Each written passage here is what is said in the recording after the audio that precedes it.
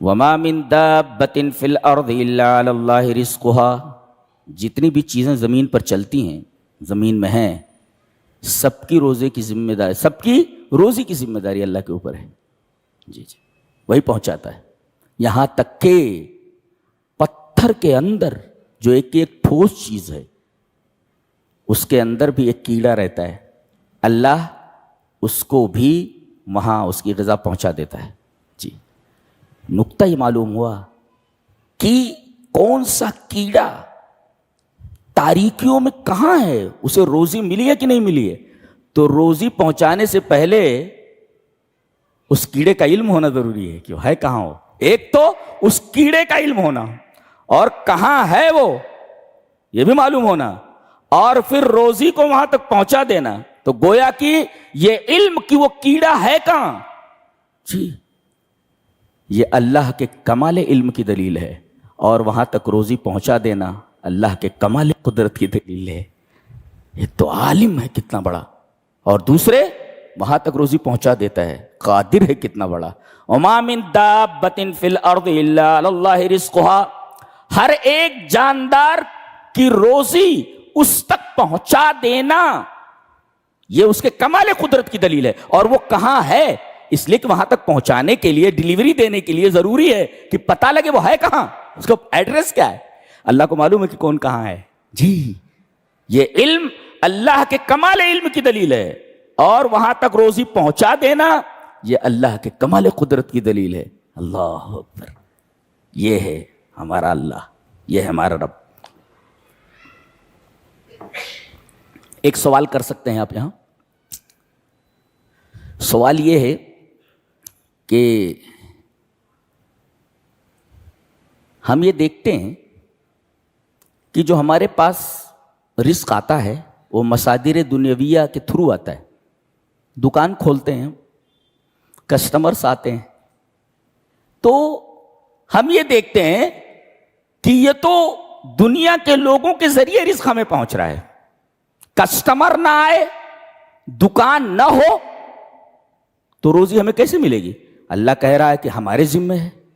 جواب اس کا یہ ہے کہ دکان تم کھولتے ہو، لیکن روزی کے اسباب وہی مہیا کرتا ہے. بندوں پر روزی کو ڈسٹریبیوٹ کرنے کے لیے، تقسیم کرنے کے لیے اسباب وہی مہیا کرتا ہے. اگر اسباب نہ مہیا کرے تو کوئی کسٹمر آپ کے دکان پر نہیں آئے گا. تو بظاہر ایسا لگتا ہے جیسے مصادر دنیاویہ یعنی دنیاوی سورس سے ہمارے پاس رزق آ رہا ہے، لیکن دنیاوی سورس سے جو رزق آ رہا ہے اس کے اسباب مہیا کرنے والا اللہ ہے. اس کا یہ مطلب ہے وما من دابۃ فی الارض الا علی اللہ رزقها، وہاں تک پہنچا دینا. ویعلم مستقرها، اس کا ٹھکانہ کدھر ہے، جہاں وہ آتا ہے جاتا ہے. مستقل سکونت کہاں ہے اس کی، رہتا کہاں ہے، گھر کہاں ہے اس کا، اللہ کو معلوم ہے. وہ مستودعها، مرنے کے بعد کہاں دفن ہوگا، کہاں گیا وہ معلوم ہے ہم کو. اللہ اکبر، انسان کے بارے میں تو ہے ہی، ہر چیز کے بارے میں کہہ رہا ہے. کون سا سانپ کس بل سے نکل رہا ہے ہمیں معلوم ہے، اور پھر وہ کہاں مارا جائے گا، کہاں مر جائے گا ہمیں یہ بھی معلوم ہے. انسان کی سکونت کہاں ہے، مستقل، جہاں مستقل رہتا ہے.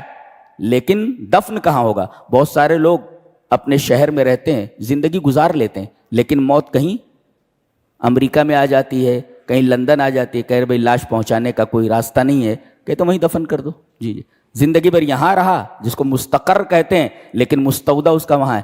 مستودع یہ ودیت سے ہے. اللہ کیسے لفظ استعمال فرماتا Allah, science of words, science of words.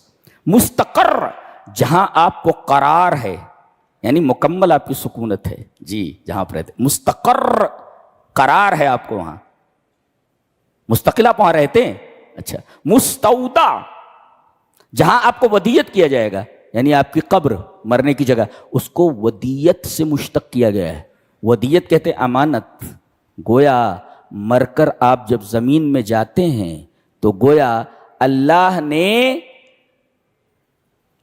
زمین کے حق میں ایک امانت سونپ دی ہے، اور اللہ فرما رہا ہے کہ اے زمین یہ امانت تجھے دی گئی ہے، جب سور پھونکا جائے گا ہم جب ان کو لوٹانا چاہیں گے تو پوری طریقے سے یہ امانت واپس کر دینا۔ تو اذا زلزلت الارض زلزالها واخرجت الارض اثقالها، جب زمین پر زلزلہ طاری کیا جائے گا تو زمین اپنے بوجھ کو نکال کر باہر پھینک دے گی، اس لیے کہ امانت ہے، وہ ادھر ادھر کہیں نہیں جا سکتا، وہ اللہ نے امانت دے کو مستودعها، سائنس آف ورڈز، وما من دابة في الارض الا على الله رزقها ويعلم مستقرها ومستودعها كل في كتاب مبين، ہر چیز کتاب مبین میں لکھی ہوئی ہے، ہم نے لکھوا دیا ہے۔ اچھا